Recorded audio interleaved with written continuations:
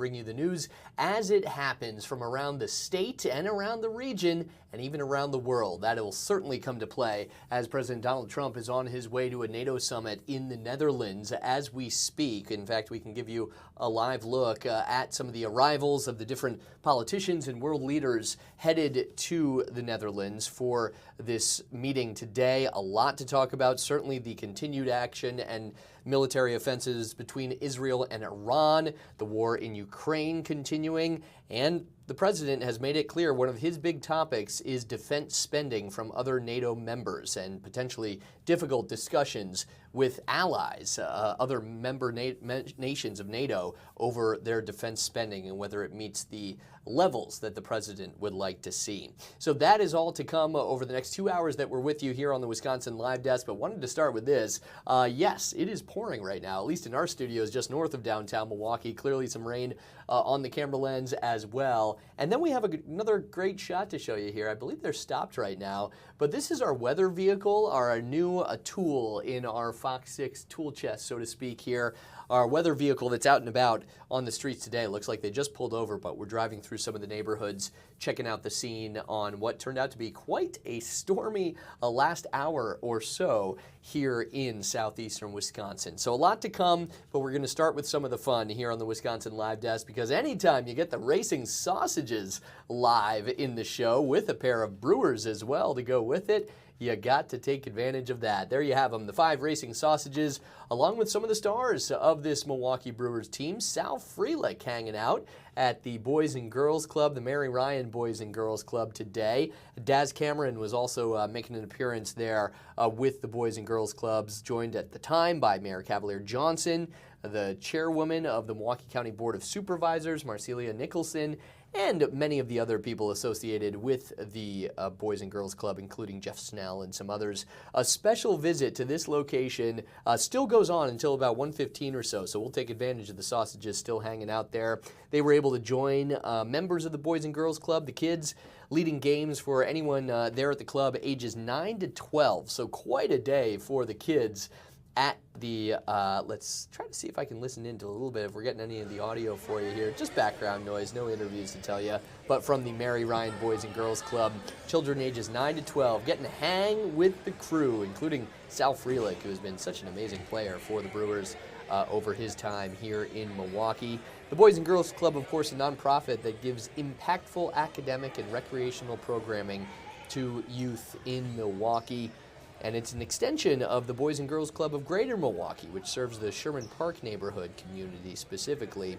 But the Greater Milwaukee Boys and Girls Club has helped local kids since 1887. I had to read that for a second. It's not 1987, 1887. They have been doing this work, and the work continues, which is pretty cool. So player appearances, there were scholarship opportunities. The Brewers Community Foundation and the Boys and Girls Club have a long-standing relationship. They've purchased baseball equipment for some of the kids in the clubs around the area to use, and they're a full supporter, so happy to join in, bringing Sal Frelick to town to the Boys and Girls Club there, helping the Sherman Park neighborhood. Before a game tonight, too, so game day for that man in the middle, and he is starting it off with some great charitable work here, along with some of his partners and teammates with the Milwaukee Brewers. As Frelick continues to take some pictures, it's also a big night for the crew as well, as they will be hosting the Pittsburgh Pirates tonight at American Family Field. We'll give you a quick shot of what's going on right there. Another example of how rainy it is. We can actually see the ballpark, though. Just about half an hour ago or so at the end of FOX6 News at 11, you couldn't even make out American Family Field amid the rain and the clouds that were coming through the area. Roof closed. I imagine that will stay the case for the game tonight here on FOX6. That's the other thing. If you don't want to battle the rain and try to get down to the tailgate lots early for this one, you can just stay at home and watch this game tonight here on Fox 6. That's because it is indeed a Brew Crew Tuesday here. 6 p.m. is when our coverage starts. The game itself at 6:40 tonight. Brewers Pirates, after the Pittsburgh side won last night. Kind of a tough loss late for the crew. We'll see if they can bounce back today, and you can watch it all here on Fox 6. This is a lineup. You won't be able to see all of this on Fox Local. You'll get the Fox 6 News for sure, a special edition of the news after the game as well will be here for you on Fox Local. But if you can turn it over here in the Milwaukee market to Fox 6, you'll be able to watch Brewers Pirates tonight, first pitch right around 6:40. And in the meantime, we'll get you back to the Boys and Girls Club from American Family Field. Back to the club, helping out the Sherman Park neighborhood with Sal Freelick. Supposed to be an appearance by Daz Cameron as well, all hanging out there, helping out the kids. And man, what a moment for them, right? You get to go to the club. Maybe you know it's coming, but either way, you walk in and one of the stars of your favorite team, the local team, right there waiting to say hi, take a photo, hang out, and maybe get some words of advice for the young athletes there at the Mary Ryan Boys and Girls Club, seeing how it's done from the pros and perhaps following in their footsteps thanks to that partnership between the Brewers Community Foundation and the Boys and Girls Clubs of Greater Milwaukee. Longtime partners. And one more time with that year, just amazing to see. The Boys and Girls Club of Greater Milwaukee has been doing work, helping kids in the area since 1887, and the work certainly continues to this day. Think about how many different lives have been impacted as another group of kids gets to go over and meet the players there. Looks like lunch may be served from Cousins or something, if I'm reading the logo right on those bags in front of Sal Freelick. And I believe that's Daz Cameron. I can't see it totally from the wide angle there, but hanging out with the kids at the Boys and Girls Club here on a rainy Tuesday afternoon in Milwaukee. All right, it is 12:36. We want to tell you about some of the other news that we have coming for you. First and foremost, our car is on the move now. Coming up through 43, you can see all the construction barrels. Unfortunately, I recognize that pinch point and some of the slowdowns until it opens up to 3 lanes quite well. Coming up through Whitefish Bay, it appears on 43 North on the way back to the station, but giving an example of what you're in for with the rain on the camera lens there atop our FOX6 vehicle that's out and about in so many of the different weather elements. Of course, we just launched this vehicle. It's something we're going to use extensively during the winter season when it comes to snow and winter driving and the like, but giving you an example of the conditions here as it comes up through Glendale, Whitefish Bay, now getting into Fox Point, and so to speak on the North Shore, the north suburbs of Milwaukee this rainy day. That possibly will continue. There's a chance for some pop-ups even later tonight once it gets closer to game time, and kind of a chance of storms over the next few days or so here in southeastern Wisconsin. We do get a bit of a cool-off after all of the heat we had over the weekend, and then the heat kind of comes back as something else just happened. Let me pop this up for you because we go from one vehicle. Hold on, we'll switch it over to American Family Field and get you a shot of a quite bit larger vehicle. That would be Air Force One, which is just landed on the tarmac in the Netherlands ahead of this NATO summit. So we have 2 different cameras to show you here. Some of the, back to the Boys and Girls Club. Sometimes you hit the wrong button here on the Wisconsin Live Desk. So this is a shot of where the summit will actually take place. Some of the pomp and circumstance and a literal red carpet rolled out for the different dignitaries from around the world. And then one of the biggest names of the bunch to join the NATO summit, certainly the world watching what President Trump will say and do over the next few days, both here in the Netherlands and also as it pertains to what is happening around the world. So President Trump has in fact landed, that is Air Force One, on the tarmac in the Netherlands. After he left this morning, there was quite a bit of reporting coming out of the Iran-Israel conflict, which is now going on close to 2 weeks of back and forth strikes after Israel's preemptive strike on Iran, trying to dismantle the nuclear system there in Iran and the chance of the Iranian scientists developing a nuclear bomb. The U.S. stayed in the background for the first few days of that conflict and then entered it quite extensively over the weekend with targeted strikes of 3 different facilities in Iran, including using those massive bunker buster bombs flown over, I believe it was like 30 hours for the B-2 bombers to leave the U.S., hit their targets in Iran, and then the long flight home after that. That has been certainly the main topic in the world since that happened and the fallout from that decision by the president, what it could mean for the Middle East, what it could mean for the rest of the world. Here, this meeting with NATO, the president has already kind of shared on social media an idea of what he may share to some other global leaders and allies here, he shared a chart on social media that showed each of the NATO 32 members of NATO, how much each of those member countries spends. This was in dollars as a percentage of the country's GDP on defense. And those percentage marks have been a quite prominent pitch from the president going back to his first term in office, and certainly here in the second. The U.S., if you're curious about the numbers, $1 trillion almost, not quite, but close to $1 trillion, spending around 3.2% of America's gross domestic product in 2024. That's according to recent estimates from NATO. Trump posted on social media, "This is incredible!" exclamation point. We'll be discussing it soon with the members of NATO. And Trump has said he wants every country to increase its defense spending to 5% of the country's GDP. Now, Spain says it won't get there. Slovakia says it reserves the right to decide for itself. And last week, the U.S. president went so far as to argue that the U.S. should not have to abide by that 5% spending pledge that he himself has asked for, although he appeared to soften those comments today before leaving. Always pretty impressive to see the massive jumbo jet that is Air Force One in action and up close as they're rolling the staircase out there to the airplane. And you know what? Why don't we take advantage of this right now? Try to get you a quick break on the Wisconsin Live Desk so that we can hopefully time this out and get you President Trump exiting the plane and any remarks he may make on the tarmac after that long flight. The door is open. They are bringing the staircase to the plane. And honestly, because of that, maybe we'll just hang out for a second here on the Wisconsin Live Desk, not risk missing that if we go to a commercial break. So you can see the different dignitaries, different people ready there to welcome the U.S. president, the other members of his administration, the traveling press pool, and more, all of whom have just landed in the Netherlands. Some of the other things that we're following here, the NATO chief apparently was upset that President Trump had publicized a message that he had sent to the president, that would be the NATO chief, to the president. He didn't show it on Tuesday, though. If he was upset, he did not show it, saying, quote, "I have absolutely no trouble or problem with that because there's nothing in it which had to stay secret." That was the NATO chief there responding after the president posted this.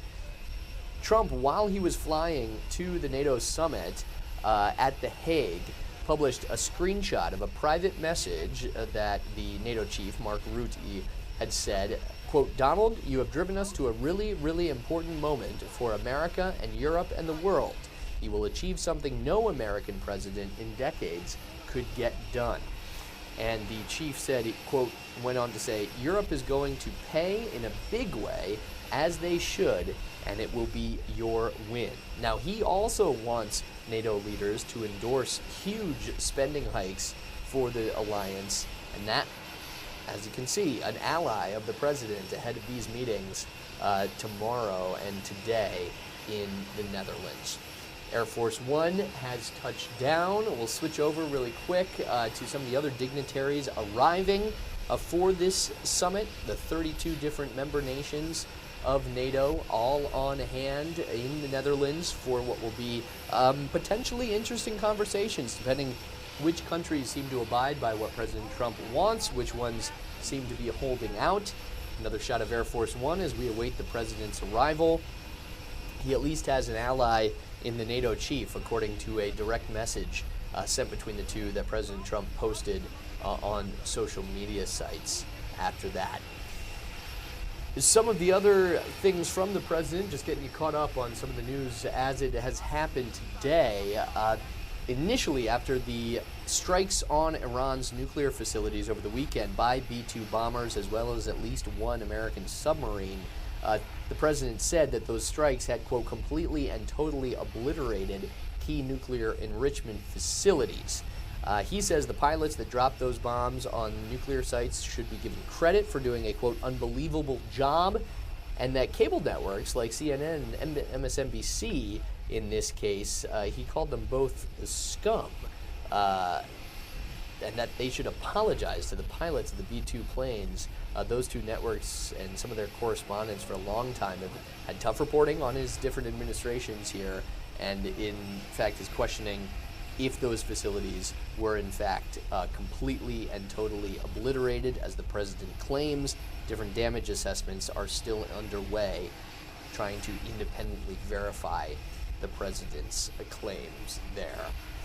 We are following a number of different things here for you on this Tuesday afternoon. Had some of the fun here in Milwaukee with an appearance by Sal Frelick and the Milwaukee Brewers at the Boys and Girls Club, and then the issues that could shape the world for years to come and what will come of this NATO summit in the Netherlands, happening right now live as we watch it. We are also going to get you some of the local news of the day as well, waiting on that for you with our team of reporters out and about, including a much lighter topic as well, I think we could say that. The Common Council here in Milwaukee deciding whether or not to take up this flag task force, seeing if it can create a new flag for the city of Milwaukee, but that's to come from our reporter Abril Preciado momentarily. Really want to try to get you this arrival by the president if we can, so that's why we're holding on this shot for you. Stick with us here on the Wisconsin Live Desk. We are trying to get you the president's arrival in the Netherlands for this NATO summit, while we track a number of other things happening around the world and locally closer to the Midwest. In the meantime, while we await the president's arrival, I'm going to give you another look at what is happening with Sal Frelick and the Brewers, continuing to sign autographs and hang out with some of the members of the Boys and Girls Club there. Fun to see them and see all the kids behind. What a story they're going to have at the end of the day today to tell their brothers and sisters, tell their parents, and tell their family and friends about who they got to meet as they dive into lunch, too. That's, of course, pretty important. Got to bring the food for the kids to keep them happy as well. But Sal Frelick and the Brewers Community Foundation hanging out a mere 6 hours before he is responsible for his actual job. Baseball player, of course, star defender at that for the Milwaukee Brewers, who have a game tonight against the Pittsburgh Pirates after a loss to the Pirates to open the series. You can watch that game tonight here on Fox 6. All right, we'll take you back. This is kind of fun. We can pop you back and forth from Milwaukee to Brussels. How about that, as we give you another live look at Air Force One, still awaiting the appearance from President Trump there in the Netherlands, and some of what's to come from this NATO summit with the 32 member nations. Lots to discuss when it comes to the ongoing military action between Iran and Israel. The president, before he left, was not happy with launches from both countries, since the president had apparently announced a ceasefire that turned out to be quite short-lived between Iran and Israel. Not happy with Iran, not happy with Israel, a U.S. ally either. That strikes had continued after the announcement of a possible ceasefire that turned out to be quite short-lived between those two now warring countries and longtime rivals. So it remains to be seen how much of the discussion of the Middle East conflicts plays into the NATO summit today. Certainly in the back of lots of people's minds, the fact that Russia has been such a supporter of Iran over the years, while at the same time being a thorn in the side and a rival of NATO. NATO set up to counter the USSR, of course, way back in the day. That is the shared history there. And recently, new members of NATO, including Finland and others, have said that Russia's aggression, the invasion of Ukraine, and the ensuing war there led to the decisions of longtime neutral countries to instead join the NATO alliance and create more of that back and forth between the West and the East when it comes to Russia specifically. So will that play into things? The war in Ukraine, discussions of how much European countries and other NATO allies are supporting Ukraine during this ongoing conflict, and whether the U.S. is taking a step back from that, a pertinent issue for this group to discuss. And then largely when it comes to NATO's strength and defense funding, that is the key topic the president wants discussed and figured out, calling for, at some points, a 5% minimum defense spending when it comes to a country's GDP, supporting NATO efforts there. The U.S. has not reached that mark itself either. It's been about 3.2% of its gross domestic product, according to recent estimates from NATO. But the president says every country should be up to 5%, and there's been kind of a mixed response from some of the other 32 members of NATO to that. Some like Spain saying they will not get there, just flat out saying will not get there, while other countries like Slovakia, a smaller country, says it reserves the right to decide for itself. Remains to be seen what happens from this, but we've kind of let this play out a little while. So let's take a short break here on the Wisconsin Live Desk. Thought we could catch it for you. Hopefully we still can on the other side of this break. It is a rainy day at American Family Field and elsewhere in the Milwaukee area. You're watching the Wisconsin Live Desk, and we'll be right back after this.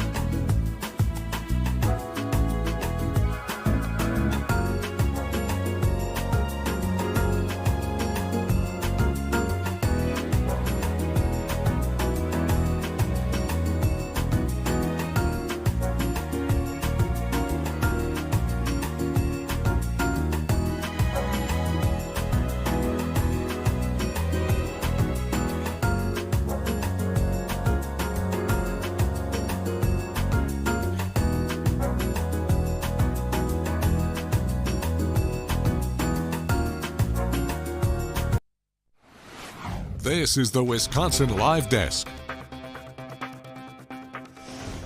Well, I think the saying goes, you love it when a plan comes together, and then you just kind of got to laugh when it happens like this. There is the President of the United States. We were trying to hold for you pretty much the moment we took a commercial break here on the Wisconsin Live Desk.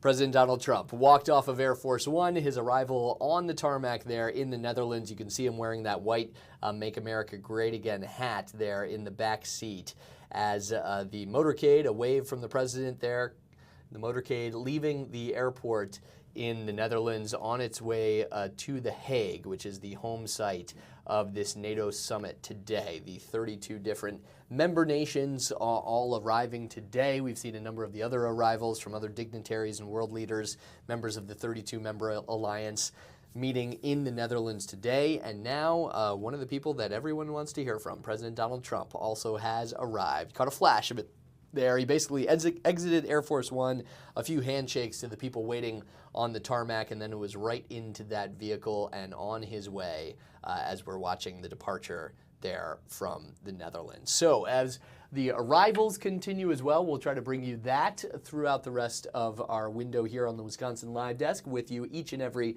Monday through Friday from 12:30 to 2:30, a shot of Air Force One. That is quite the motorcade, a lot of vehicles when the President of the United States is on a global tour trip like this. In this case, going to a highly anticipated summit. As news continues to come out, as we hopefully get the President's in-person arrival as well, we will bring you that here on the Wisconsin Live Desk, a short drive to the site of where things will take place, these different meetings between NATO members over the next day or so. Now, in the meantime, as that continues overseas, we want to tell you about a little bit of news happening here. Let's just say different issues, but certainly to some considered quite important here in the city of Milwaukee. Let me get you a shot right now. I think it's a good one to transition. The city center camera here, and that is City Hall on the right with the American flag on top, of course, but there's a different type of flag debate happening inside City Hall. And this has actually been something that's been happening for quite some time in terms of what excuse me, let me get the cameras up for you, in terms of what the City of Milwaukee flag will be, what it has been for so long, what it could be going forward. And for that, we bring in our reporter on the job for us today. That would be Abril Preciado. Good afternoon, Abril. Great to have you here with us on the Wisconsin Live Desk. This has turned into quite the saga when it comes to the official city flag of Milwaukee. Why don't you start us off, and then we can get some of the updates on where we stand today. How are you doing?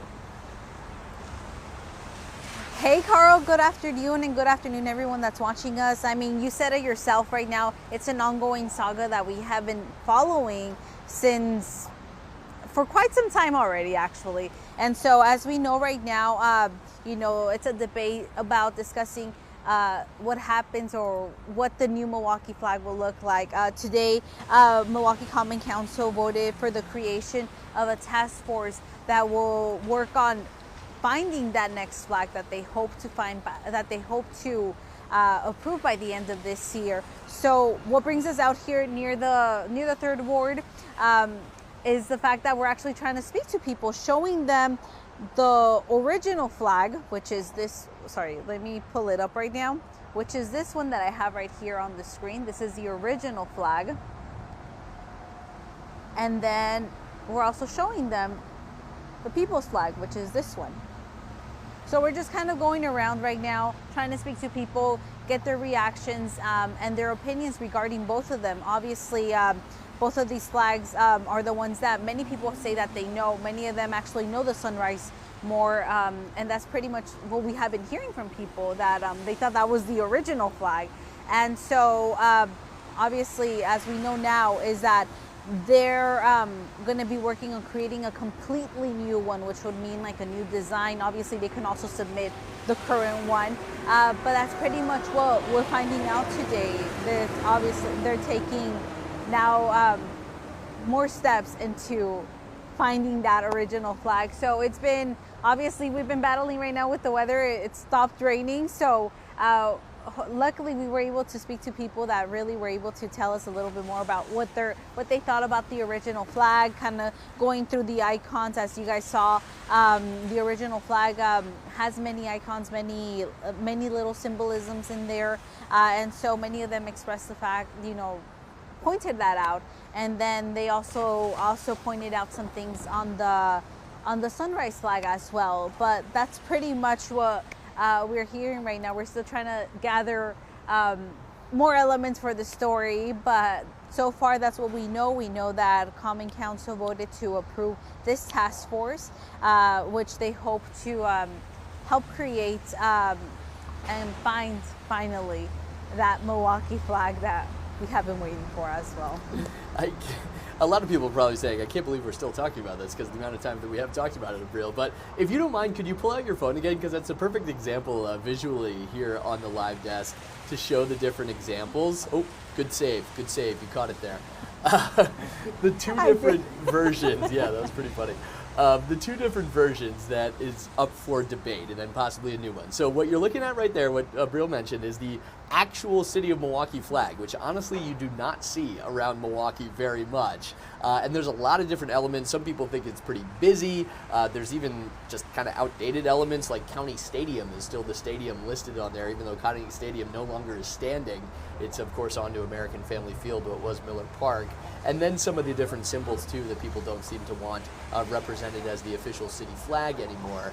And then, Abril, if you could switch over, the people's flag is honestly what you see flying around town more often than not. It's on different beer labels. It's incorporated into things like the Brewers uniforms and other sports teams around the area. But it was the creation of a contest years ago at this point, not an official city discussion. So is that kind of where we end up now today, Abril, that we have an official city flag, we have a flag that everyone else seems to like, and it's trying to blend those two and bring them together when it comes to, okay, what should the City of Milwaukee flag actually be? Are there other options here, or is it just kind of coming down to between those two?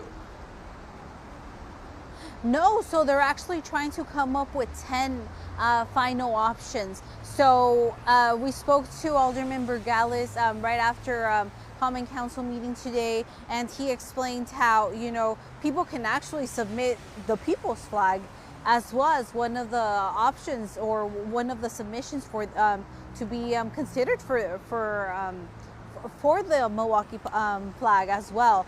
Obviously, they can also submit the original one as well, but really they're looking for new designs, so they're asking the public to submit any designs that they may have, any thoughts, any ideas. This is their time to really get to do that. I know he mentioned something about also being able to expand to the public and being able to get the public's reactions and also their input on it by allowing people to submit online, and also I believe he said in libraries as well.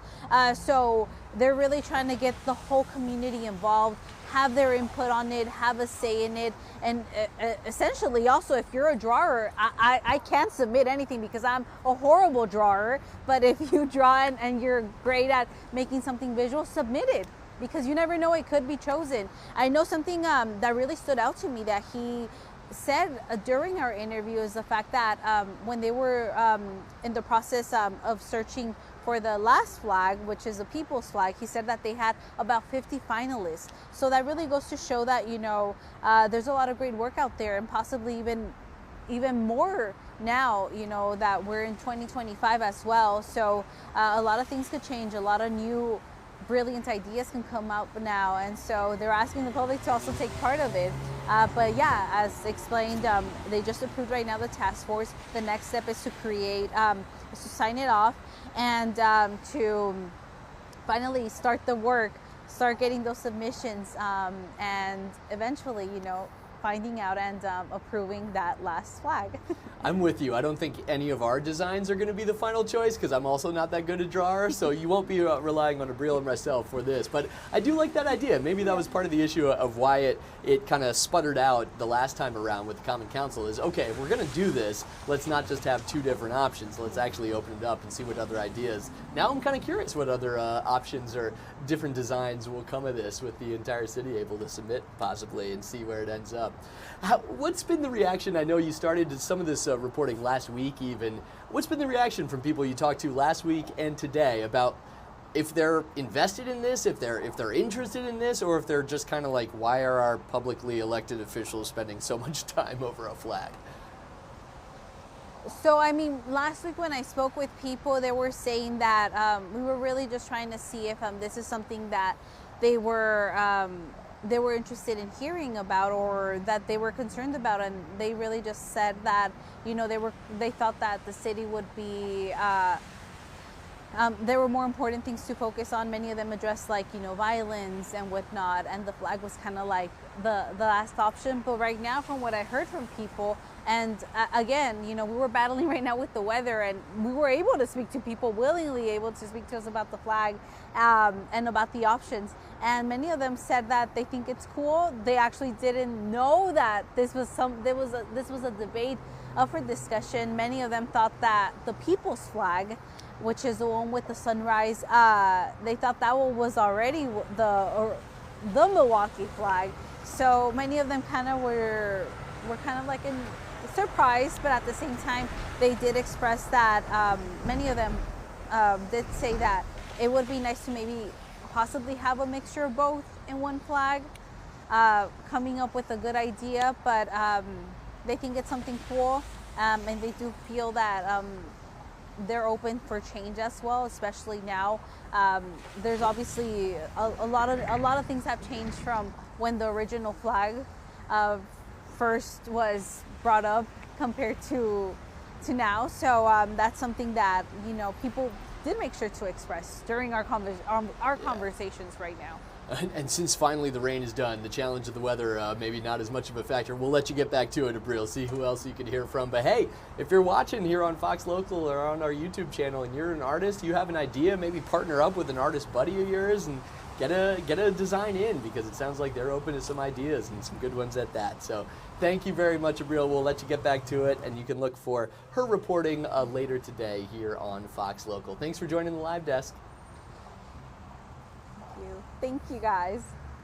All right, we will let her get back to some of the news of the day. Hey, by the way, speaking of designs, did you notice our new logo here at the Wisconsin Live Desk? Pretty slick, right? Yeah, I think that debuted as of today. I went away for a few days. We came back and everything changed. No, not exactly. What didn't change is the fact that we are here with you each and every day on Fox Local and on the Fox 6 YouTube channel from 12:30 to 2:30, bringing you the news as it happens. And we are going to take a short break here on the Wisconsin Live Desk, see what else we find for you. If you want to see Abril's full story, though, check for it later today. Actually, you know what? Let me change real quick. This is President Donald Trump speaking on Air Force One before he landed. Let's listen to some of the comments. Which went nowhere, did nothing. And there was going to be a retaliation this morning.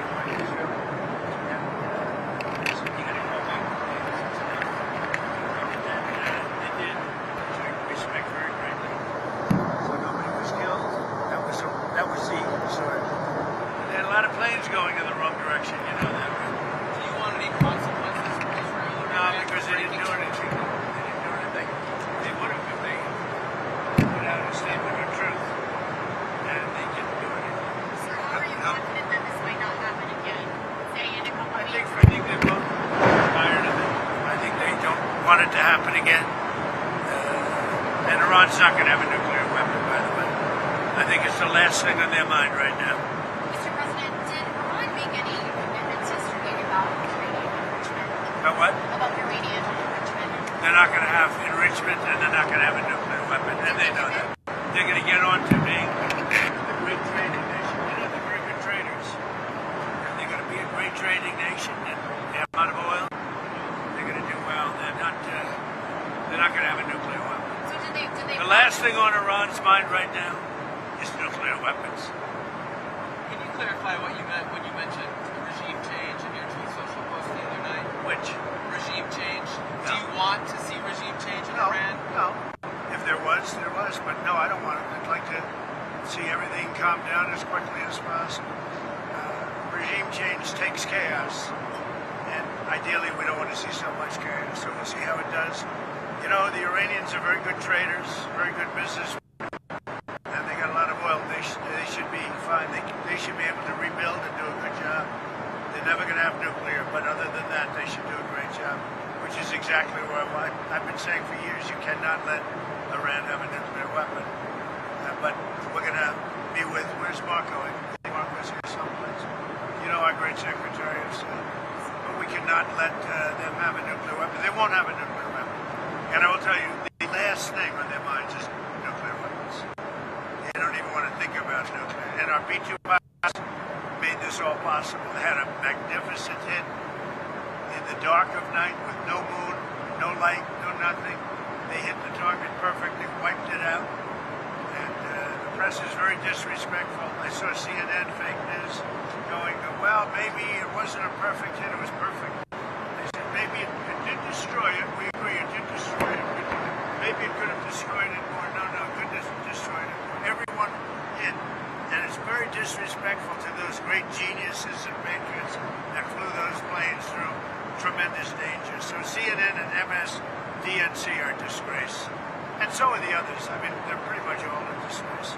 But it's an amazing period of time. Now we're going to NATO, and we'll get a new set of problems.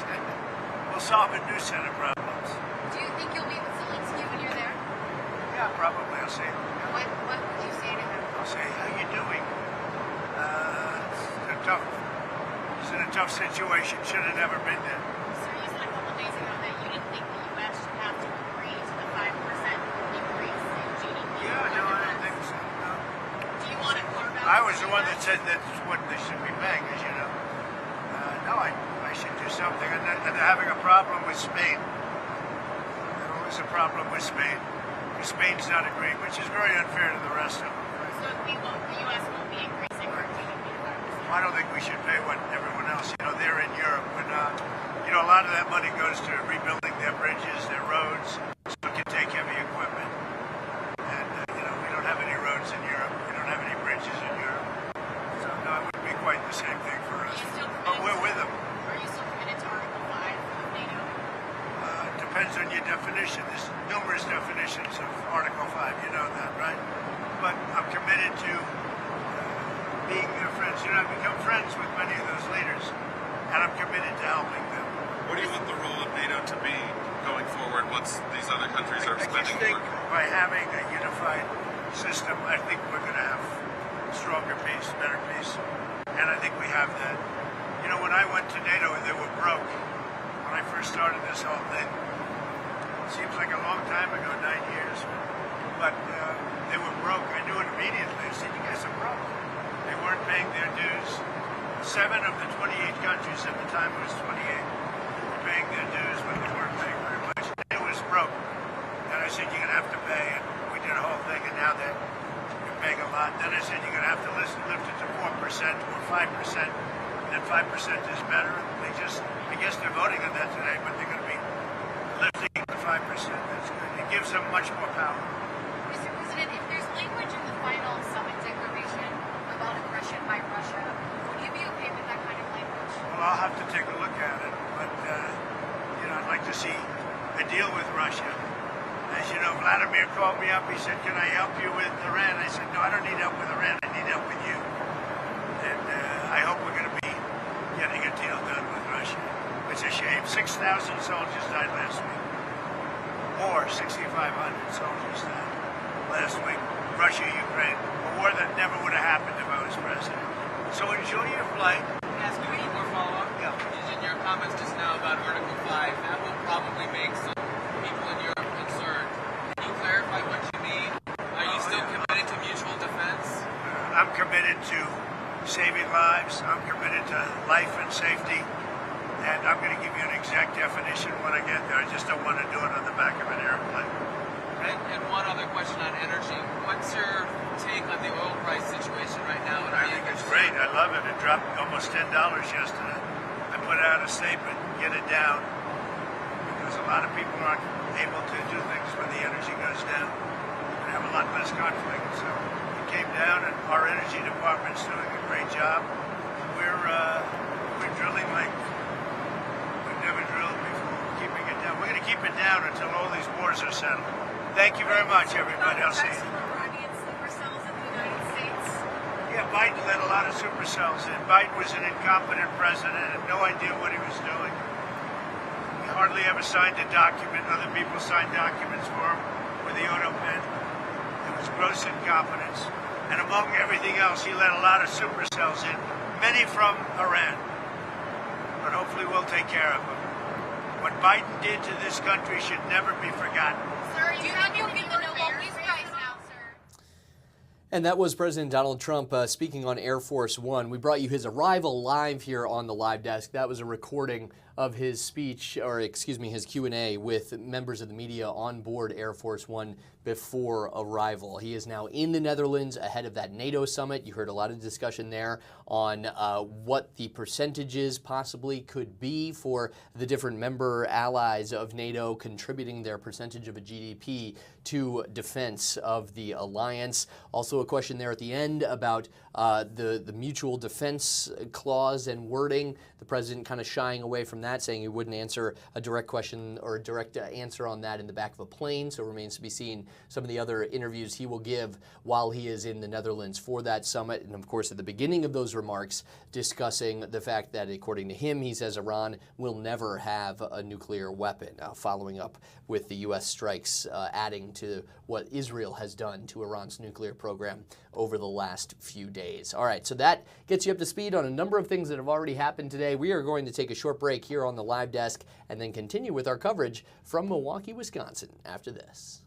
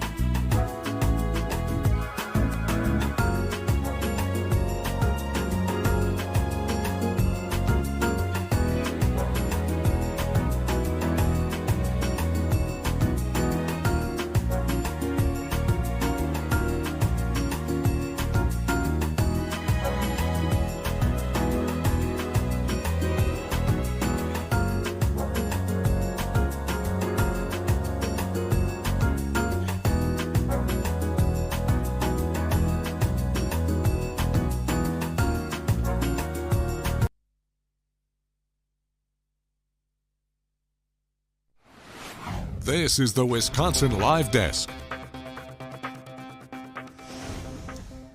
Welcome back to the Wisconsin Live Desk. Here with you. It is 116, 75 degrees, although that's marked improvement from what we've had over the last few days here in southeastern Wisconsin. At least a little bit of a break today from that excessive heat. All right, we've gotten a lot for you here from around the region, around the country, and around the world with the president's trip to the Netherlands for that NATO summit already. We're waiting some more reaction for you nationally, and I'll pop up a couple of these feeds for you that we're tracking. This is a live look at the U.S. Senate, and as you can see, a podium and microphone set up there with reporters awaiting word from the Senate Minority Leader, Chuck Schumer, who's supposed to step to this podium and discuss a number of things, including the Democratic response to the president when it comes to talk about the strikes in Iran. There was a postponement today of a classified briefing that was supposed to give Congress intel and insight into those attacks, as well as discussion about the budget bill debate that's happening at the U.S. Capitol building. So when that happens, we'll try to bring that for you live here on the Live Desk. We're also keeping an eye on a State Department briefing, certainly a pertinent time to hear from that department after U.S. involvement in the ongoing conflict between Iran and Israel and the president's trip to the NATO summit today. Much to be discussed there once the spokesperson for the State Department, Tammy Bruce, believe it will be today, steps to that podium. Now, one other thing I wanted to discuss and tell you about just popped into our inbox here in Milwaukee, and that would be the Common Council adopting an ordinance that amends some of the overnight parking regulations in District 4 specifically. And this comes to us from the alderman of that district, a statement from Alderman Bob Bauman saying that the Common Council today, in fact, adopted an ordinance that now says will provide that cars and vehicles can be parked overnight on both sides of any street within the 4th District of Milwaukee, and that includes boundary streets, and that vehicles can actually be parked in one place for up to 48 hours. Interesting statement from the alderman here, saying in part, quote, "There are many parts of the city, including portions of my district, that are already exempt from odd, even-side night parking requirements. Over the last 2 years, we have seen a shift in parking patterns that include more overnight street parking." And the alderman goes on to say, quote, "Despite these changes, there has been little to no enforcement of the regulations previously in place. Given the lack of enforcement, this ordinance codifies what people are already doing and allows for a blanket, uniform exemption for those utilizing street parking overnight." So some changes coming if you park in parts of Milwaukee, including the 4th District that the alderman represents, including that you can stay parked in one place for up to 48 hours, and parking overnight on both sides of the street will be allowed, including boundary streets. So interesting to see that change. Certainly parking, one of the big sources of revenue for the city of Milwaukee, right, when it comes to the meters and tickets and the like, and some changes coming on that front to parking in downtown Milwaukee and elsewhere. All right, we are going to take another break here on the Wisconsin Live Desk. Let me check in for just a minute, and then we will try to catch that State Department briefing for you when we come back here. But for now, a live look at downtown Milwaukee, where there are changes to the way you can park in the city of Milwaukee, coming at you after this on the Wisconsin Live Desk.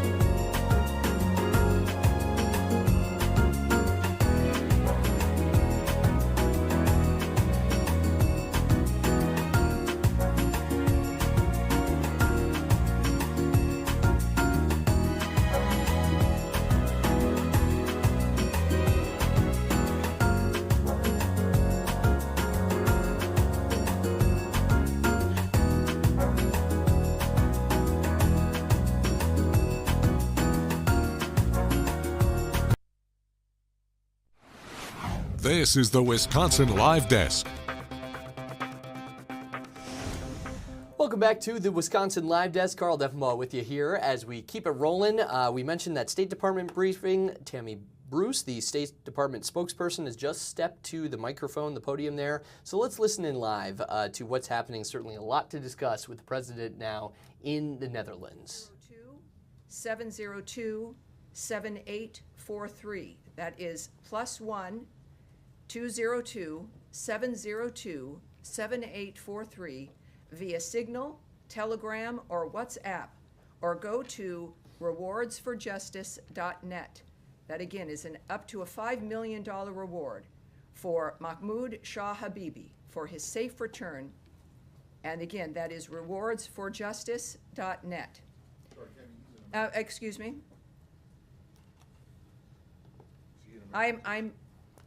Excuse me, Matt, please. I'm more of an announcement here. To conclude today, the United States condemns the brutal and cowardly attack on the Mar Elias Greek Orthodox Church and offers its condolences to the victims and their families. We call on the Syrian government to hold all perpetrators of violence accountable and ensure the security of all Syrians, including members of religious and ethnic minorities. As Ambassador Barak has said, the United States continues to support the Syrian government as it fights against forces seeking to create instability and fear in their country and in the broader region. And now I will take your questions. Daphne, please. Thank you. Sure. Just on Israel-Iran, Trump has said that he was unhappy with both sides for breaching the ceasefire deal, but particularly frustrated with Israel. Does the State Department have concerns about whether this truce will hold, and what conversations is Secretary Rubio having today with counterparts about this deal? Yes, as I noted in my announcement, and actually what, of course, we always appreciate about President Trump is you never really have to guess at what he's thinking, which is appreciated. One of the most transparent men we've known. Americans in the world have watched all of this unfold, I think, in a very clear way, and certainly with the leader of the free world, of the world, really, essentially, in Donald Trump, making it clear his opinion. And this is what also, I think, keeps things moving. With any ceasefire dynamic, it's fragile. And in the meantime, of course, things did come together, and there has been quiet in that region. He did make clear his feelings about that. But as I mentioned in the opening, that he said, just a couple of hours ago, both Israel and Iran wanted to stop the war equally. It was my great honor to destroy all nuclear facilities and capability and then stop the war. So obviously, the president has believed from the beginning that diplomacy can stop wars, that it is the thing that we should rely on. He leaned into that, and it's continuing to work. This is a dynamic now that is in play. And is, I think, steady, as he has, I believe, also recognized based on his comments. And then on his Yes. comments about China being able to continue to purchase oil from Iran, how did this come together? Was this part of the Israel-Iran ceasefire deal, and what does that look like going forward? Will sanctions that have been imposed be lifted? Will there be waivers? How does that look? Those are all very good questions. Yes, and it's obviously a very fast-moving, we've used the word fluid here many, many times, a very fast-moving environment. The president has signaled what he expects, what he is looking forward to. This is a cabinet and a government that acts to the nature of what he says and what he wants. And in this case, of course, I'm not going to discuss what that process will be, the nature of any of the applications via the various departments in this government. But clearly, we are focused on making sure that that guiding hand of President Trump prevails and moves this government forward. So we will have to wait and see when it comes to what that ends up looking like. All right. Yes, Andrea. Well, just to follow up, Yes. does that mean, just to translate, are we lifting sanctions? Has anything happened to make that possible? I'm not going to get ahead of the president or try to guess at what his strategy will be, but it will be one that will benefit this country, and that, again, he's very clear. I think the difference is, obviously, sometimes you don't hear ahead of time about the trajectory of a president. With President Trump, he speaks honestly with us. So I would suggest to not translate, to not speculate or guess, but to watch, because things happen quickly, and I think we'll find out sooner than later. Yes, ma'am. One more. Quick follow-up on something. You quoted the president as saying, "It was my great honor to destroy all nuclear facilities to stop the war." As far as we know, the bomb damage assessment has not been done. Well, the questioning continues for Tammy Bruce there. We also have another live picture to show you of the Netherlands, and this has been the red carpet rolled out for the different dignitaries, the world leaders from NATO, as the 32 different member countries are arriving in the Netherlands. We saw President Donald Trump's arrival on Air Force One during this last hour or so on the Wisconsin Live Desk. That will be certainly a news-making event over the next day or two from overseas. The president, by the way, just has a few appearances scheduled. He landed at 7 p.m. local time there, so not many hours left in that long travel day. There's an appearance, a courtesy call with the King of the Netherlands, the Dutch King, and his wife, also scheduled to attend a dinner for the different leaders tonight. And then after that, the real meetings will begin tomorrow. All right, we're going to take another short break here on the Wisconsin Live Desk. We'll try to get you back to that briefing from the State Department, or possibly that speech from Chuck Schumer coming. We'll see what we find after this on the Wisconsin Live Desk.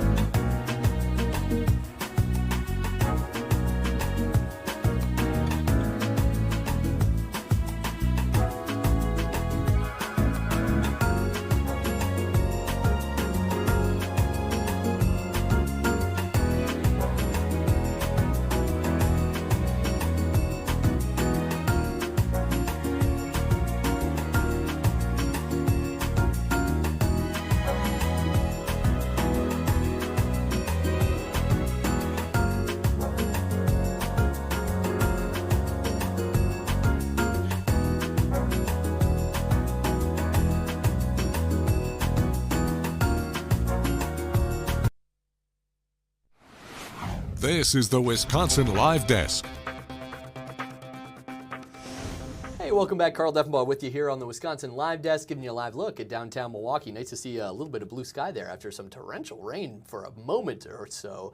Still some possible rain in the forecast tonight. That's why the roof is closed over at American Family Field. You can watch that game, by the way, on Fox 6. All right, we are approaching 1:30. Oh, 1:31. I'm a minute late. So we're going to use Tammy Bruce, the State Department spokesperson's press briefing going on right now to do our transition. Kim Murphy standing by. She'll handle the live desk for the second hour today. Thanks a lot for watching.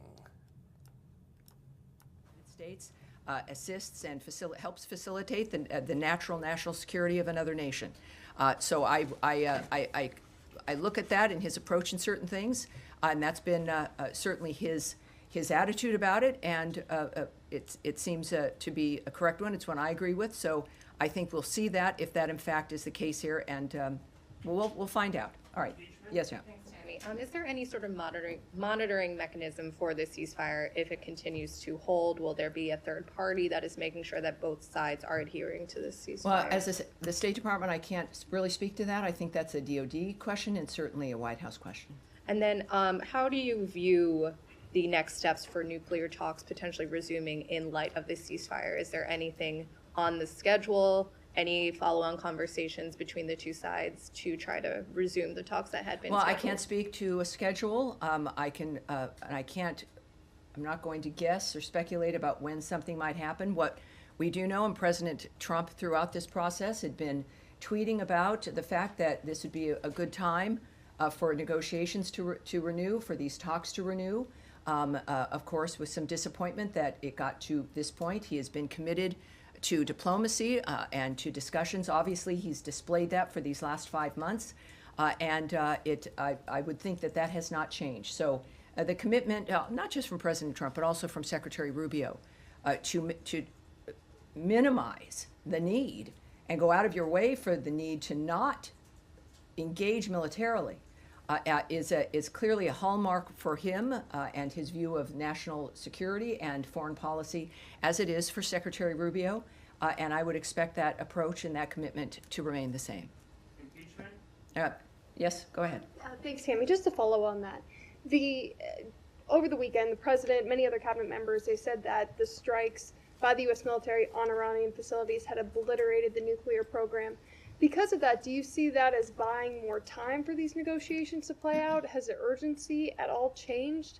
And there are reports that Qatar has tried to mediate nuclear talks, try to restart those. Are you receptive of Qatari efforts at this point? Well, that's not something I can address in any detail at all. I do know that the president was very confident in his assertion of the destruction of those sites. That was necessary because of the point that he's had from the start of this, which is that Iran cannot have a nuclear weapon. That has been a very singular, clear point, and the understanding is now they're not going to have one. And that clearly might open the door for the people involved in those kinds of decisions about how to move forward. But that was, and the strikes indicated that. It was a very distinctive, limited strike regarding the issue that was in the forefront of the president's mind, that he made clear over and over again, that they will not have a nuclear weapon. And now they will not have a nuclear weapon. How we move forward from here is up to the President of the United States. Saeed, yes, sir. Thank you. Now that we have the ceasefire between Iran and Israel seems to be holding, are we likely to see renewed efforts to have a ceasefire between Israel and Hamas in Gaza? I mean, just for figures, Tammy, maybe 400 people got killed in the exchanges between Israel and Iran. In the same period, like 700 Palestinians have died, many of them at the aid distribution center. Yeah, this is why, and we are reminded about why the ceasefire efforts are important. It is a reminder about why the president, and why we're lucky for President Trump to be our president and for Secretary Rubio to be focusing on changing the status quo on this planet and changing the old dynamic of wanting new ideas. It has been his hallmark from the start, and that has not changed. What we can say, and just as a reminder, Saeed, there is a deal on the table. Hamas must stop acting recklessly and accept it. As Special Envoy Witkoff has said, Hamas's recent response to the offer was totally unacceptable and only takes us backward. It hasn't been that long, right? A lot of stuff is happening in a short period of time. But the fact of the matter is that we've never stopped working for a ceasefire in the Gaza Strip. We've never stopped wanting that to end, to get us out of that repetition of something that has certainly made the first victims, the people of the Gaza Strip, and then everyone else. It's a reflection of what needs to end and what has been the problem. President Trump has made clear to, in this case, Hamas specifically, that they will face consequences if they continue to hold hostages, which they do, including those who have already passed away and those who are still living. Hamas has rejected repeated ceasefire proposals and therefore bears sole responsibility for how this is continuing. Saeed, if you have a chance, I don't know if you do in your work, to pose the same question to Hamas. It would be, I hope you might be asking them. I'll do it through my articles. I have no direct communication. All right. Yes, sir, there in the middle here. Yep. Thank you very much. President Trump has long said that Iran should not have nuclear weapons. That is correct. That is clear. Do you think it is important for Iran to change its foreign policy because the U.S. always says it is the biggest state sponsor of terrorism and destabilizing region? I obviously can't speak to what's in the mind of the so-called leadership of Iran. I do know that the future of Iran is in the hands of the Iranian people. And whether or not certain individuals change their approach or belief, I think what has happened, the whole world has noted that the world has changed and that nothing will be the same. And how that plays out, we are very lucky that we have President Donald Trump, Secretary of State Marco Rubio, and a cabinet that is united in the nature of what we're trying to do for the next 3.5 years. One more, yes, sir. One more. And please. Kurdistan regional government leadership and strongly welcome President Trump's statement about peace. Do you want to comment on it? Well, no, there's again, things are happening and moving along so quickly. Obviously, everything in that region, in the Middle East, has changed.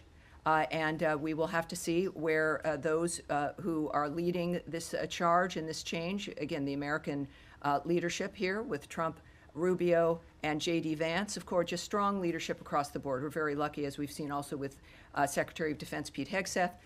We are very early in this administration. Think about it. We are in the middle of June, and we've seen the results now of men and women who are focused. So we'll see for the Kurds and others as well.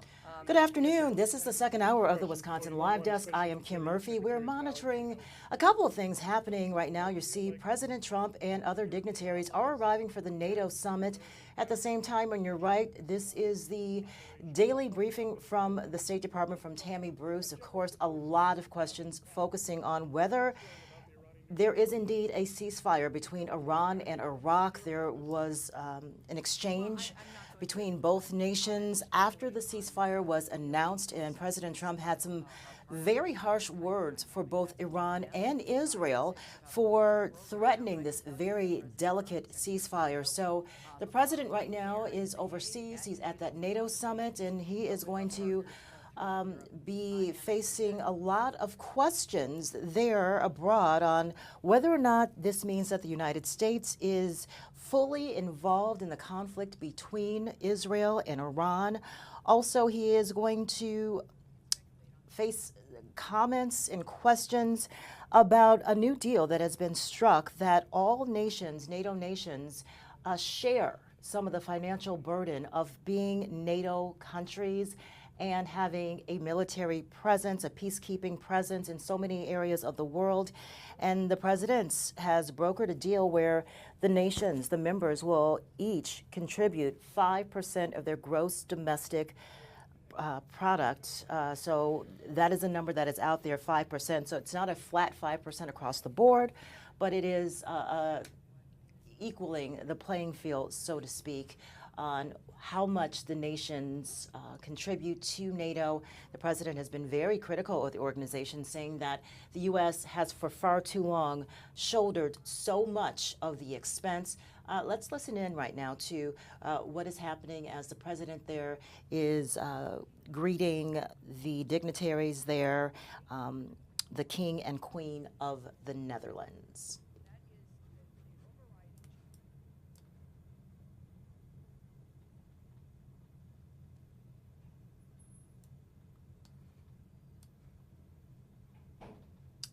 And this appears just to be a photo op where we just are able to see the presidents greeting the king and queen of the Netherlands. But again, this is a consequential meeting for the president. So much has been happening since the weekend, and all eyes on the United States after that military strike was announced on Iranian nuclear sites, assets by the United States, and the president making it very clear that the United States acted alone in this. Bringing up questions as to where the United States stands in this. And at the same time that this is going on overseas, there is a House subcommittee right now taking a look at, I should say there is a briefing that is happening right now for members of Congress. They're getting classified briefings on the decision, when it was made, how it was made.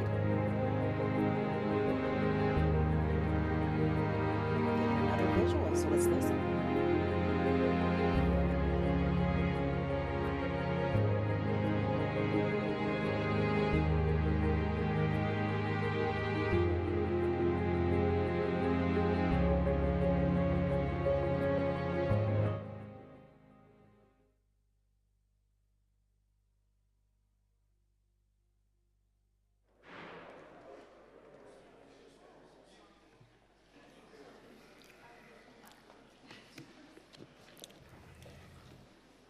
And this is the House Weekly Presser. Okay. And we're hearing from Proud to have Senator Chuck Schumer, I should say, the proud Democrat to have my Weekly staff Presser. join me in this press conference. Where's Jeff? Right here. Good. Thanks, Jeff, for joining us today. Well, one thing has become clear. The more Americans learn about this big, ugly bill, the more they hate it. We just saw polling data in our caucus that showed 2-to-1 people don't like the bill. A majority of Democrats, of course, but a significant majority of independents and a significant chunk of Republicans. Our Republican colleagues are also starting to see how devastating this bill is. Look no further than my good friend, Senator Tillis. Where's our... Sorry. Grace, you're supposed to... They're busy talking. Okay. You going to hold it, Grace, or you or I hold it? Okay. So let me I'll do it. So this is a chart that he gave out in his caucus, according to Punchbowl. He handed out this sheet that says exactly what's in the bill. Thanks, Jeff. How much you lose with the provider rate tax, each state. Louisiana, $20 billion. South Carolina, $20 billion. Tennessee, $16 billion. Kentucky, $12 billion. Ohio, $8.4. West Virginia, $6.2. Missouri, $6.1. And Iowa, $4.1. And North Carolina, $38 billion. That's a lot of money for anybody. And so in the caucus, he's handing this out. Republicans are really beginning to learn how bad the big ugly bill is for them. Tillis is right. I agree with him. Okay? It'd be catastrophic for North Carolina with Medicaid coverage at risk for over 600,000 people and forfeiting over $38 billion to his home state. And he's not the only one. Republican senators are airing deep concerns behind closed doors, but they're not being honest at home to their constituents. Senate Republicans should listen to Senator Tillis. He's right about how devastating this would be.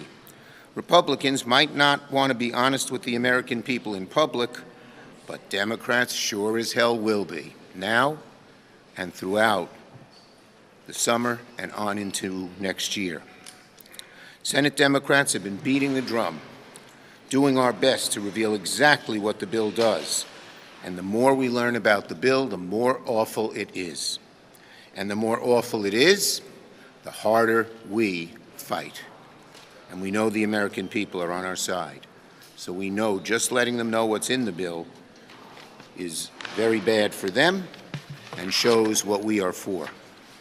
Republicans know that their plan is a debt buster, but they don't seem to care. They're lining the pockets of their billionaire buddies, pretending it won't cost billions, trillions rather, by using a budget gimmick, and all it is a gimmick, current policy baseline. They can deceive all they want. Everyone knows you can push the paper around, but they're actually putting the country in debt with these tax cuts. There's less money in the coffers. And you are listening to Democrats in Congress again attack the president's big, beautiful bill, as he calls it. Republicans have also had some criticisms of the bill, but for different reasons. They say that it does not reduce the deficit. In fact, it increases the deficit. Wisconsin Senator Ron Johnson has been very vocal, critical of that, but over the weekend signaled that he's confident that this bill will make it across the finish line, that the Senate will be able to find ways to bring down the amount of spending, and that it will satisfy the Republican holdouts in the Senate. Democrats, however, they have a farther distance to go before they are anywhere close to being pleased with this bill.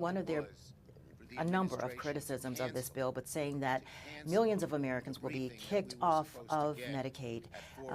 Millions of Americans will lose food assistance. And they are just very concerned about what this overall will have, the effect will have on families who are already struggling. Let's listen a little bit more. What's going on over there? So what's the administration so afraid of? That they don't want to brief us. They keep delaying it. I asked for this briefing last week. It was scheduled last week before United States action in Iran. And here, all of a sudden, they cancel it. Now, they say they want to wait to have Rubio and Hegseth there. Rubio and Hegseth were never scheduled. And frankly, they want to do that Thursday. That's fine, but it should not be a substitute for this serious briefing, but in addition. And we know what will happen. Hegseth and even Rubio will give us a lot of happy talk, but not the sinew, the details that we need. The people coming today, including Major General Kane, he's known as a straight shooter, would have given us the details we need to know. So we don't need some canned talk points for Pete Hegseth. Democrats pressing again to find out more information on how this decision to strike Iran's nuclear assets over the weekend, how that decision came, and the criticism that it was made without any consultation to members of Congress. They want to know the details, the classified reports, and there are going to be some classified briefings, but you hear from Senator Chuck Schumer feeling that it's a little bit too late and this is not how the process works, and so there are going to be fireworks following that decision. We are also following developing news here. It has been hot. It has been hot for a number of days. If you have air conditioning, you know even that seems to be not enough. But then imagine being in a place where there is no air conditioning. We're going to go now to Christina Van Zels, who has been following this story. Christina, you're at a senior living facility, and folks have been without air conditioning. Tell me what the update is. Yeah, hey Kim. So we first told you about this story yesterday. We're outside the Lake Oak Apartments in Racine here, and this is a 55 and older community where people live. And we caught up with some residents yesterday who said their air conditioning has been out since Thursday night. And as you know, over the weekend, we had those really extremely hot days. Yesterday was extremely hot. When we interviewed one of the residents inside her apartment, her thermostat read at 87 degrees. We came back today because after we told you about the story yesterday, we were under the impression some residents were going to be getting portable AC units. Well, that, it sounds like, has not happened yet, and they still do not have air conditioning today. We talked to a different resident about an hour ago, and her apartment is at 85 degrees. So now what a lot of people are doing are bringing out their leases and trying to see what their rights are as tenants when it comes to situations like this with extreme heat. And Kim, one thing that's interesting, in the state of Wisconsin, it doesn't seem like there is a statewide law when it comes to extreme heat. There's a lot of laws when it comes to the cold and preventing pipes from bursting and that kind of thing. But when it comes to the heat, there really isn't a law that requires apartment management companies to keep their places cooled off. And in the one woman's lease we read, it did say, keep your thermostat below 85 degrees, otherwise you could see damage to your property. And she kind of rolled her eyes and said, well, what am I supposed to do when our central air has been out for 4 days? So we're following the story today. We're hoping to meet with the alderman. He should hopefully be here in the next couple of minutes to speak on it, but it doesn't seem like the city really can do much. It's all on the property here. I've gone in here in person to try to see if anybody could give me answers. I've left voicemails at the corporate office, and no one here has gotten back to me from the management company here. So it's very hot inside. Luckily, it is a little bit cooler today, and I know it's supposed to continue to cool off, but a lot of these people are leaving their homes and going to family. One guy we talked to yesterday sits in his car and just lets his air conditioning run. Wow. So staying on this story and hope to keep people updated and informed on what their rights are as tenants when it comes to situations like this. It's such a difficult situation, and you just worry because an older population oftentimes means that they're on medications that also increase their susceptibility to the heat. Tell me about this management company. Are they local? Are they in state? What do you know about them? Yeah, not a lot, and that's another thing we've been trying to figure out. So I'm going to have Liam show you the flag here. The white flag is the management company. It's the G. Glick Management Company, and their area codes are Chicago area codes. And when we walked in, the woman who was at the front has directed me to the corporate office. I called the line that some of the residents have been calling, and they also directed me to the president of the management company, who I left a voicemail for. So another thing I guess to note is when you walk into the front, there are people working on the floors. They're replacing the floors of the building, and I know a lot of residents are upset saying, why are they focused on the flooring here when people with serious health problems have no air conditioning for several days? So there's definitely a lot of complaints coming from residents, but not a lot that we've seen getting fixed, at least since we've been here today. I know you're on top of the story, and you mentioned that an alderman is on his way over. Hopefully, even though this is not a city property, they may be able to push things along and get some relief for residents. Christina Van Zels, thank you so much for taking time from your day, news gathering, to update us on this. Thanks, Kim. See ya. You're watching the Wisconsin Live Desk for this Tuesday. Thank you. Even though we are getting relief from the heat, it's not coming fast enough. And you know, if you are inside and your house, your apartment, wherever you are, has been closed in, I made the mistake myself. I'm like, oh, I'm going to save a little bit on my We Energies bill. Turned off my AC. It quickly rose to 85 degrees inside. So even though outside it's 75 degrees, it is still very, very concerning for folks who don't have AC. We're going to take a quick break on the Wisconsin Live Desk. We thank you so much for tuning in this afternoon. We've got more after this. I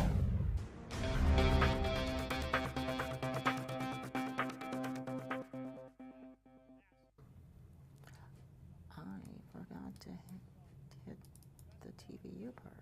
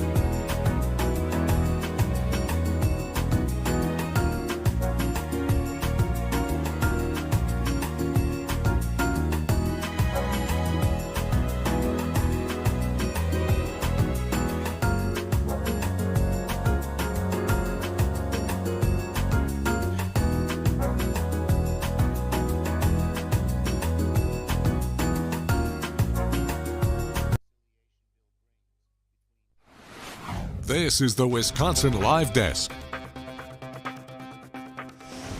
Welcome back to the Wisconsin Live Desk. I am so excited for this announcement. It's been rumored. We've seen them talk. We're talking about two artists that back in the day maybe had some beef. At least that's what the magazines wanted you to believe. We are talking about Monica and Brandy. Yes, they just announced together live on stage for their first ever U.S. tour, the reunion. It's what we've been waiting for. I'm here for it.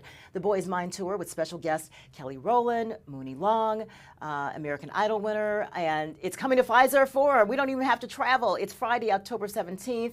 Pre-sale begins this Thursday. Use code FFMKE, and then the general tickets go on sale this Friday. But the Boy Is Mine Tour, featuring Brandy and Monica, that iconic song from the 90s, when these two young ladies, these powerhouse vocalists, came together for a song, and I am so here for it. Big fans of both of their music.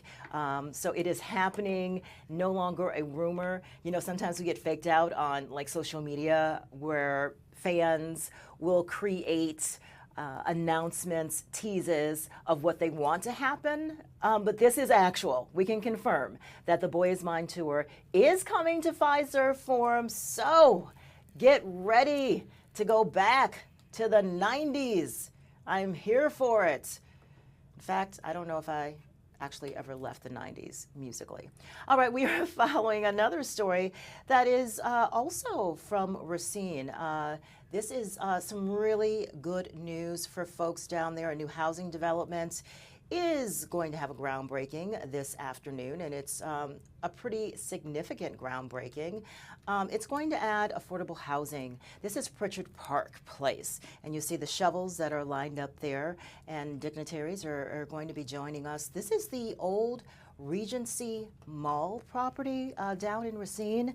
You know, like so many malls, the property just fell vacant. It was not being used, but it is valuable real estate. And so there's going to be a groundbreaking at 2 o'clock this afternoon for Pritchard Park Place.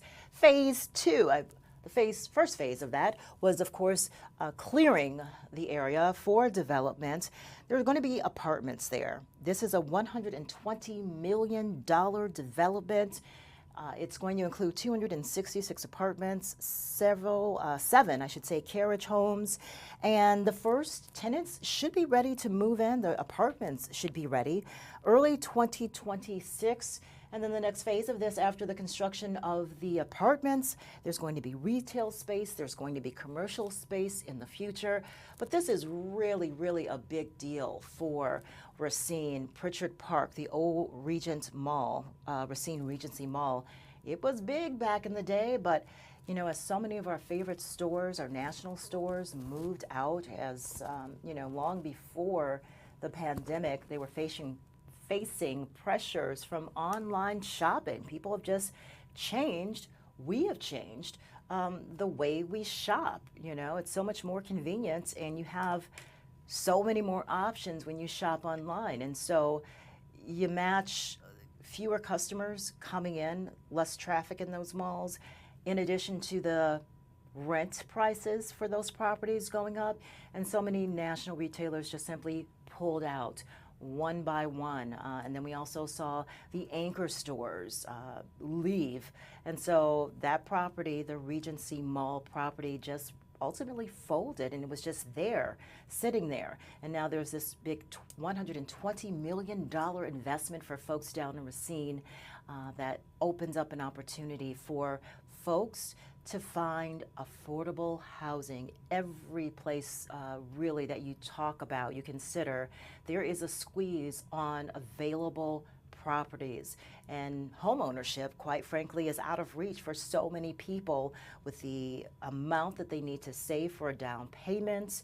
It just is not attainable for so many people. But you're taking a look at some of the renderings of what Pritchard Park Place apartments will look like. And we see there's some green space for folks. There are some homes to the lower left, so folks who maybe want to transition maybe from the apartment to these homes that are more kind of like townhomes. It's just a great opportunity and a great development for Racine. So we're going to keep an eye on this. Going to take a quick break. You're watching the Wisconsin Live.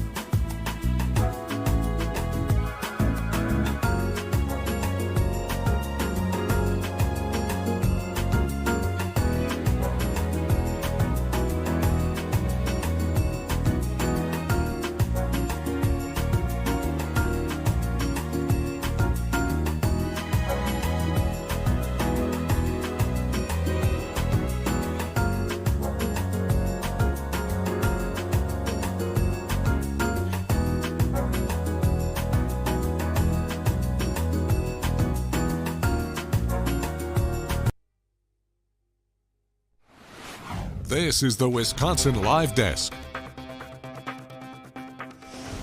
And welcome back. I'm Kim Murphy on the Wisconsin Live Desk. Thanks for making this Appointment TV the second hour of Wisconsin Live Desk. We've got a lot of things that are going on overseas. We're keeping an eye out for President Trump as he meets with the other NATO nations. There have been a couple of photo ops where we've seen the NATO members. They're gathering. There's a lot on the agenda. Top of mind is what is going on with Iran and Israel. Will the ceasefire that the president announced, will it hold? It's been very shaky so far.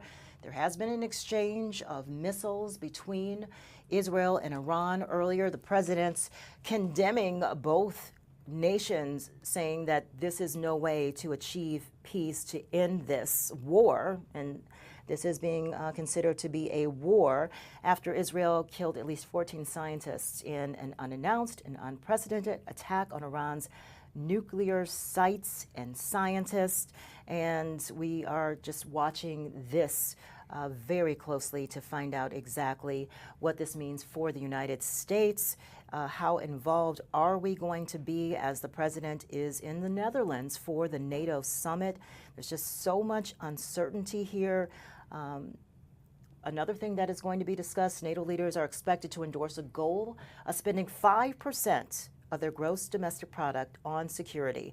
Spain says it won't get there. Slovakia says it reserves the right to decide for itself. President Trump last week went as far as to say that the U.S. should not have to abide by the 5% spending pledge, although he did appear to soften some of his comments. So we'll see if this actually happens, but there is a lot to be discussed on the world stage. And when you talk about NATO defense spending, and this is from the Associated Press, Poland spends the most, 4.12% of its gross national domestic product. The United States is third on that list. It goes Poland, Estonia, the United States, Latvia, and Greece are the top 5 countries that are contributing to NATO defense expenditures. And so there's an effort now to kind of level that so that nations are not burdened while others are not paying as much. And another development that is happening closer to home, the U.S. House voted to table an effort to impeach the president after, what has gone on over the weekend. So we will continue to monitor that. Let's take you back now, though, to the ceremony that is happening in Racine. You see the mayor there, Corey Mason. He's talking about this brand new development that is going to mean a lot. Really excited that we're able to be part of this and have the city play an investment role in incentivizing this and moving this property along, and looking forward to a couple hundred people who have a place to live after this all goes up. I also want to give my gratitude and expression to our team, again, Walt Williams, Kathleen Fisher, Jim Sullivan, John Rooney, Jeff Hintz, a lot of people on the development team really make this move forward. I get to stand here and give the speech about how great it is we got it done. There's a lot of work that was done by a lot of staff to keep this on time and moving along in the schedule that we had before us. I also just want to say what's been great about working with the Hull Group is they're a group of people who show up and they're serious. They want to get a shovel in the ground. They want to get going on it. So we're really excited to see what they're going to build here and excited about future phases to come.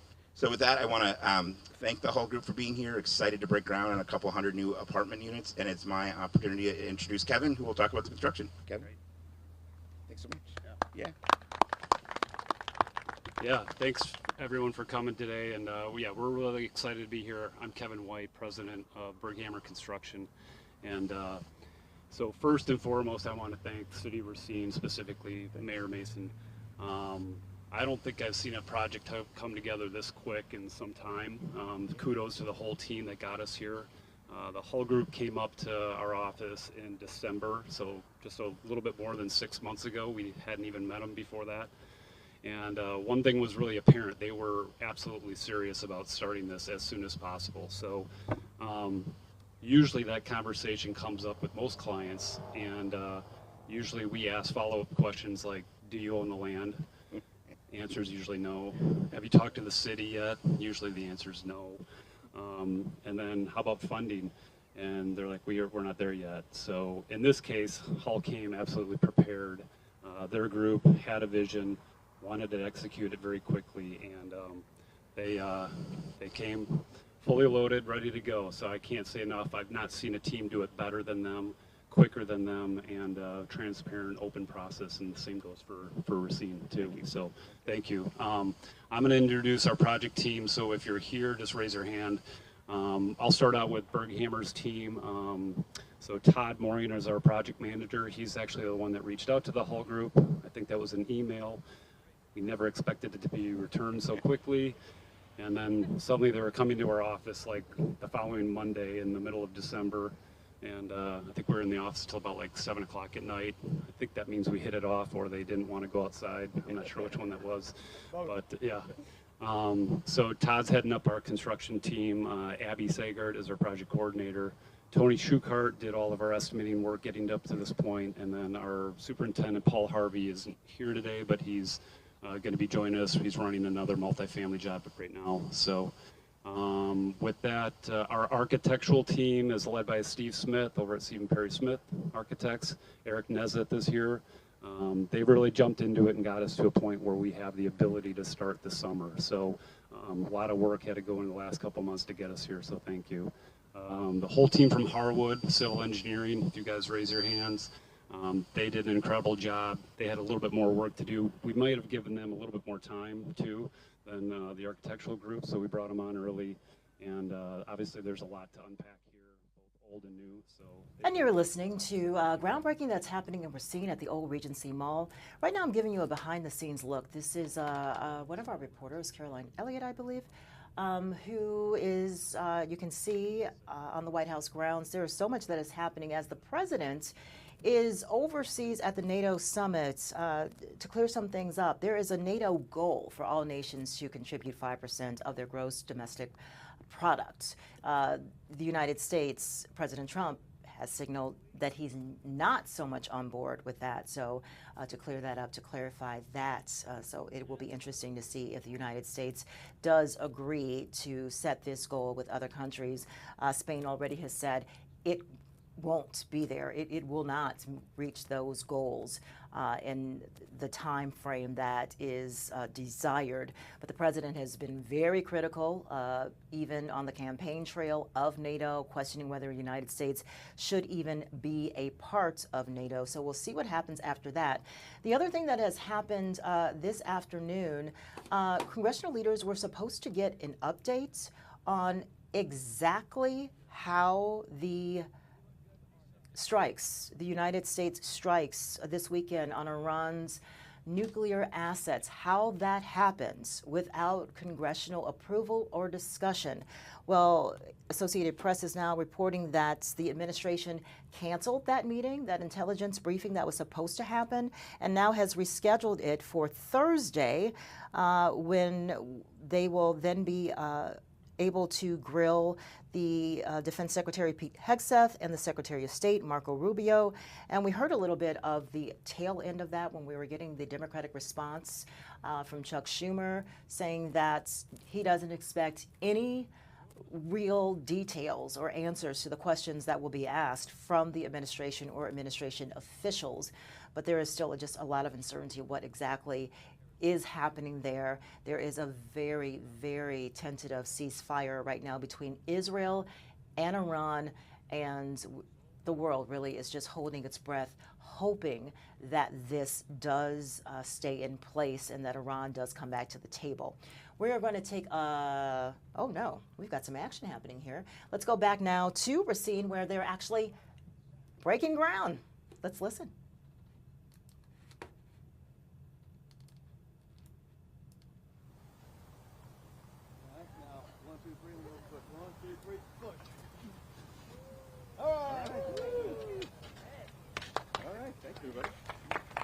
And with that, we are in the second phase of this new apartment developments that's happening at Pritchard Park Place. That's what it's going to be called. It's the old Regency Mall. You heard earlier from one of the developers saying that this is really an unusual project because often there are so many things to go through. There's the funding and getting, city and county and municipalities and the money in place, and that Racine came to the table with all those things figured out. And so what this $120 million development will mean is 266 new apartments ready to go by early 2026. You're watching the Wisconsin Live Desk. Back in a moment.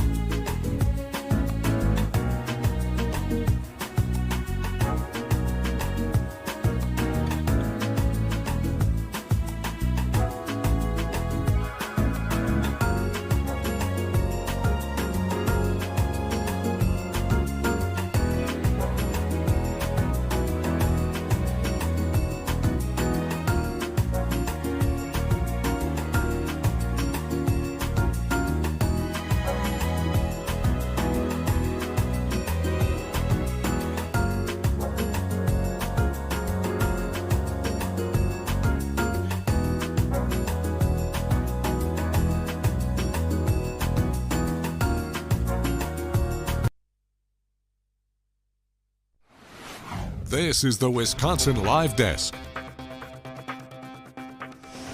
Good afternoon. Thanks for joining us for the second hour of the Wisconsin Live Desk. A lot of things are going on in multiple levels related to the Iran-Israel war. We first of all just got an update that the intelligence briefing that was supposed to happen is not happening today. The administration canceled that, postponing it until Thursday when the Defense Secretary and the Secretary of State both will appear to give those briefings and face some really tough questions. Congress wants to know when and why those strikes, the U.S. striking against Iran's nuclear assets, how that was made and how Congress was not a part of that decision.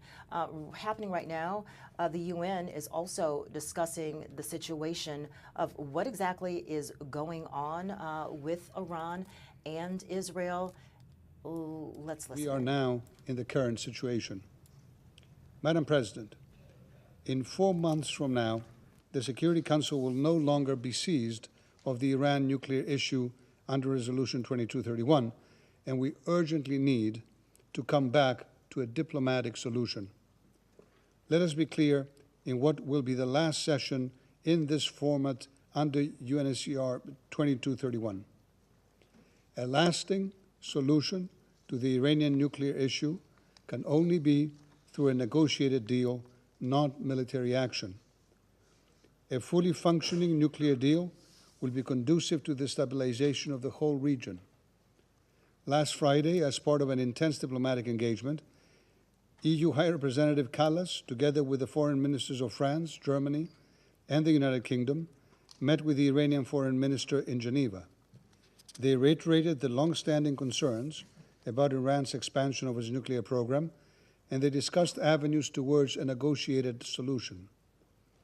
The matter can only be addressed in a sustainable manner with the adequate involvement of the international community.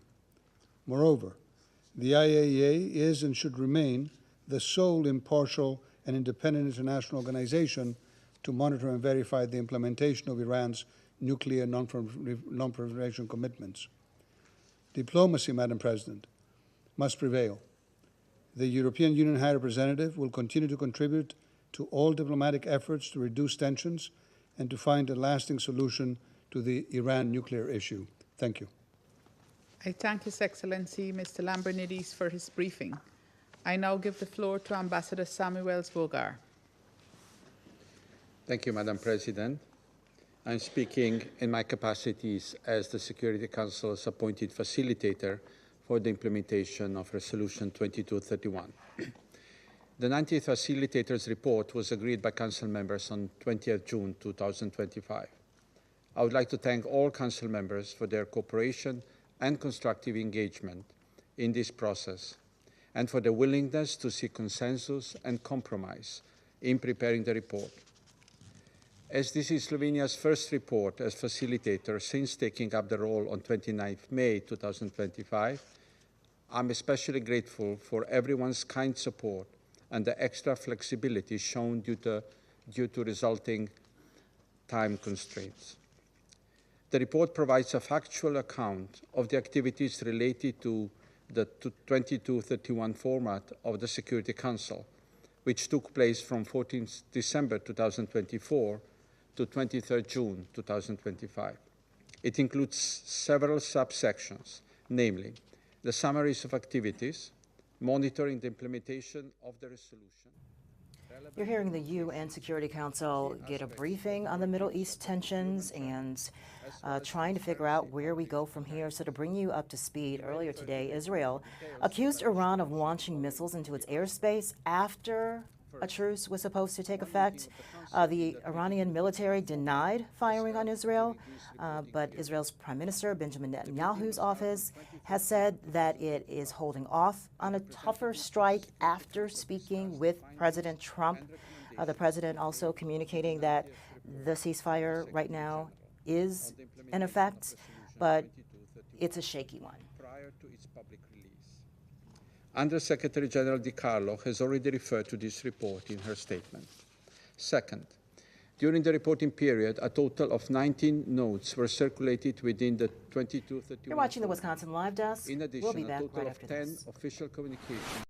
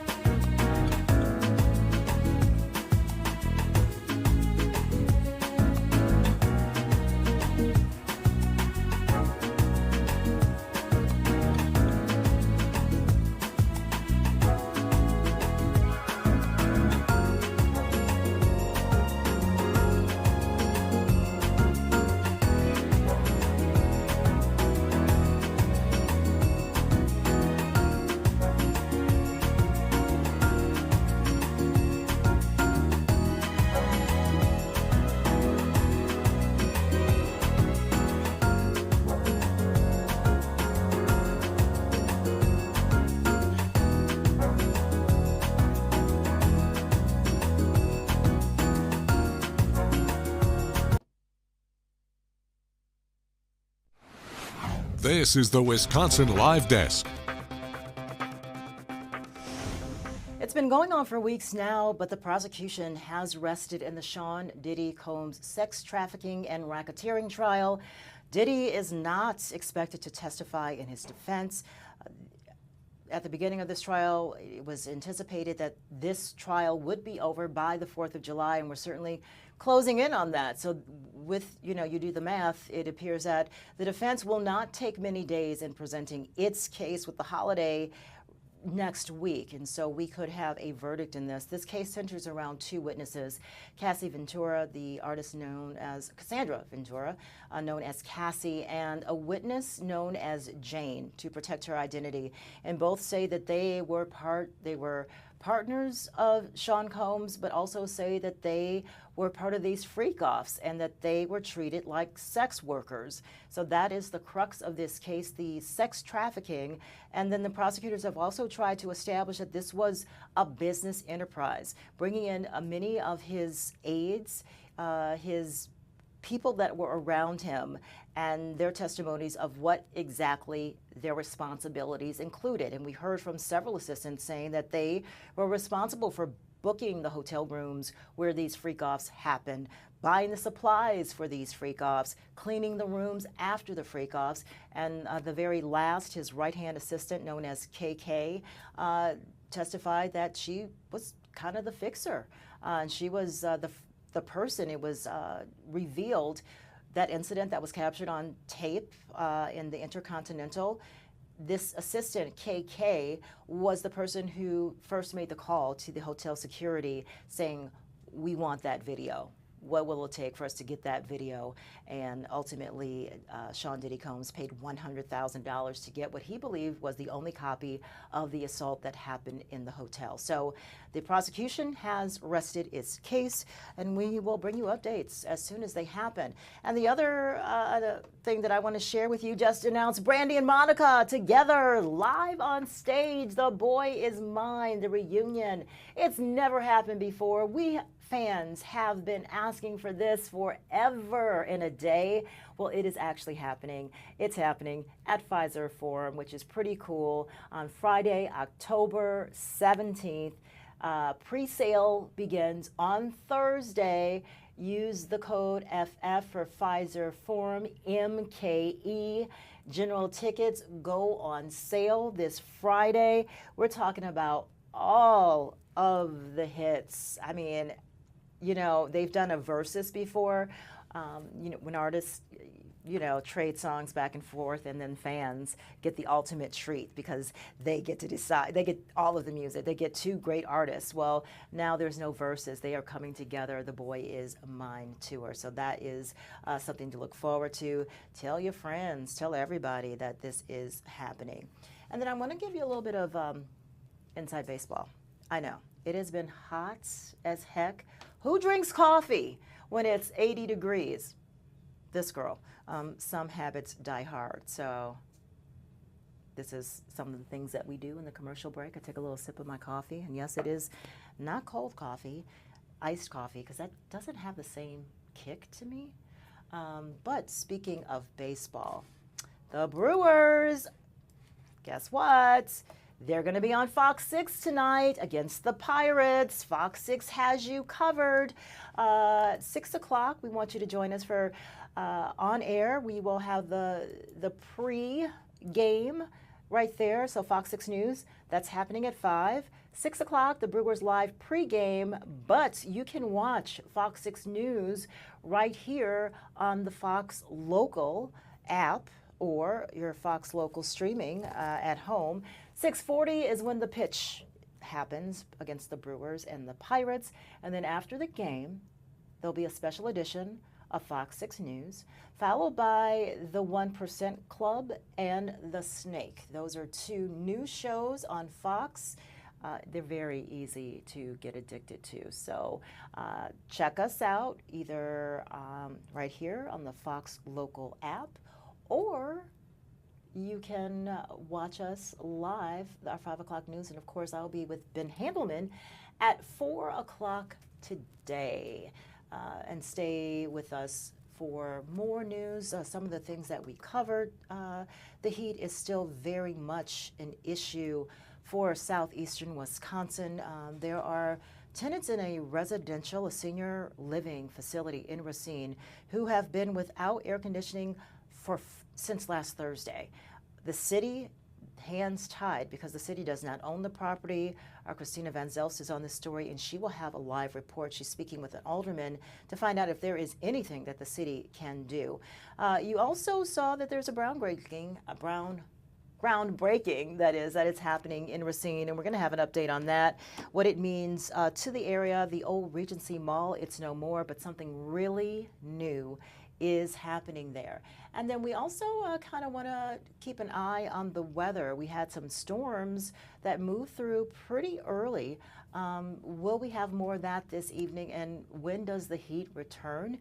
Because it's going to return. And so if you do not have air conditioning, your fans, so on and so forth, or made arrangements of maybe finding family that has air conditioning, friends, you might want to do that because we're in for another scorcher. But again, the programming note is the Brewers are on our air tonight at 6 o'clock. That's when the pregame starts. The Brewers and the Pirates, and hopefully the Pirates play nice. You know, they do have a reputation for being a little bit nasty. And then we also have our Fox 6 programming that will continue. Stick around after the game for a special edition of Fox 6 News, followed by the 1% Club and the Snake. Thanks for joining us. Have a great afternoon.